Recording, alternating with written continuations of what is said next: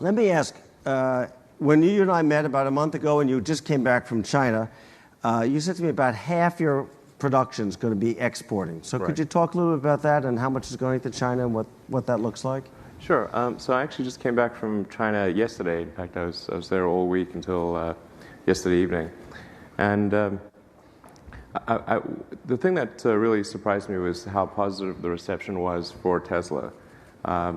Going in there, I went in with some trepidation, thinking that there'd be concern about an American car company exporting cars to China, and that maybe they would be somewhere between indifferent to slightly hostile. But actually, I didn't encounter that at all. In fact, they were incredibly friendly and supportive, including modifying some of their programs which offer electric vehicle incentives to include imported electric cars. And they actually made that announcement. For example, Shanghai has this license plate fee that's paid normally for a gasoline car. And on the day that I arrived there, they changed it to include imported electric vehicles as having no license plate fee. So it was just really amazed at the positive reception. And among the public, Tesla is viewed super positively.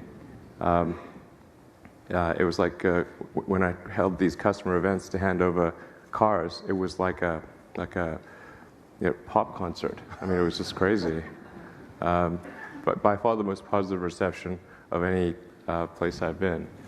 And so we handed over the first Tesla vehicles, production vehicles in China this week to very excited customers. And yeah, we expect probably we'll end up exporting half or maybe a little more than half of the cars we manufacture in California to overseas. And of that number, probably half will go to China alone. So many companies, mine included, look at exporting after you've saturated the U.S. market. You're clearly not doing that. So maybe you could talk about that. You're early on that you're already going to be exporting close to half your production. Could you talk to us about that? Yeah, I think it makes sense to not sort of saturate one market before moving to another. I mean, it is certainly true that we started deliveries in the U.S. well in advance of deliveries to China. In fact, almost 2 years in advance.